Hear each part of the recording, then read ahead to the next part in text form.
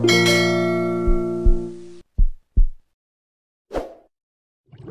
Τίμος πηγαίνει στη θάλασσα. Νάτι, Νάτι, τι βλέπω! Κοίτα μπαμπά, η θάλασσα! Ναι, Τίμο μου, σε λίγα λεπτά φτάνουμε. Κοίτα πόσες βάρκες έχει! Ο Τίμος πηγαίνει πρώτη φορά στη θάλασσα και είναι πολύ ενθουσιασμένος. «Ω, τι όμορφο σπίτι», λέει η μαμά. Ο μπαμπάς βγάζει τις αποσκευές από το αυτοκίνητο και ο Τίμος παίρνει την απόχη.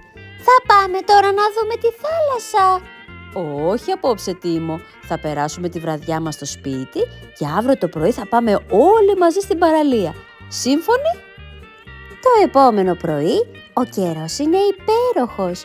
Ο Τίμος φοράει ήδη το μαγιό του με τους υπόκαμπους και είναι πολύ όμορφος. «Βάλε τα γυαλιά και το καπέλο σου, γιατί ο ήλιος καίει», λέει η μαμά. «Έτοιμοι?» ρωτάει ο μπαμπάς που κρατάει τα βατραχοπέδιλα και τη μάσκα του. Στο δρόμο για την παραλία, η μαμά και ο μπαμπάς σταματούν σε ένα κατάστημα για να αγοράσουν ένα σωσίβιο για τον Τίμο. Το κατάστημα έχει πολλά όμορφα παιχνίδια. «Μπορώ να πάρω μία μπάλα, ένα κουβαδάκι, ένα φτιάρι και...» «Τίμο, θα πάρεις το κουβαδάκι με το φτιάρι ή την μπάλα? Διάλεξε». «Εντάξει, θα πάρω το κουβαδάκι».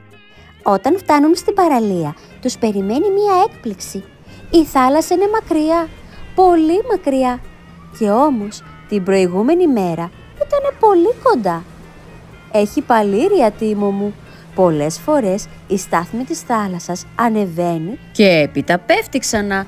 Βλέπεις αυτά τα μεγάλα πουλιά? Ξέρεις πώς τα λένε? «Γλάρους». «Μπράβο, Τίμο». Όσο η μαμά φουσκώνει τα μπρατσάκια του Τίμου, ο μπαμπάς βυθίζει την ομπρέλα στην άμμο.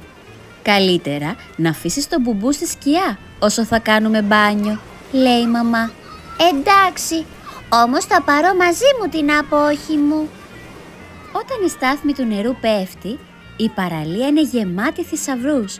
Καβουράκια που τρέχουν πάνω στις πέτρες, άσπρα, γκρίζα και ροζ κοχύλια. Όμως την πιο σπουδαία ανακάλυψη την κάνει η μαμά. «Κοίτα, Τίμο, ένας αστερίας! Τι όμορφος που είναι! Μου τον δίνεις?» 1, 2, 3, μπλουμ! Η θάλασσα είναι λίγο κρύα, αλλά έχει πολύ πλάκα έτσι που πηδούν τα κύματα. «Κι άλλο! Κι άλλο!» φωνάζει ο Τίμος.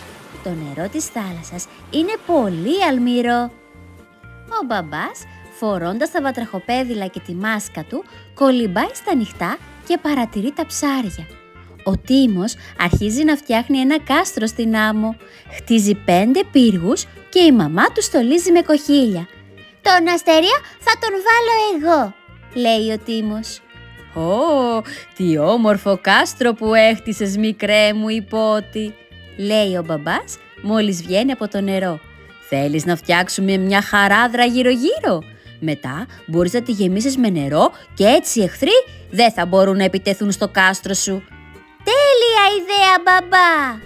Την επόμενη μέρα ο άνεμος φυσάει δυνατά και ψιλοβρέχει. Σου έχω μια έκπληξη. Θα φορέσουμε τα διάβροχά μας και θα βγούμε», λέει ο μπαμπάς. Ο ουρανός στην παραλία είναι γεμάτος χαρταετούς, πεταλούδες, δράκους. Ο μπαμπάς κρατάει ένα πολύχρωμο χαρταετό σε σχήμα ψαριού. «Πιο ψηλά, μπαμπά, πιο ψηλά! Στη θάλασσα περνάμε πάντα ωραία, ακόμα και όταν βρέχει».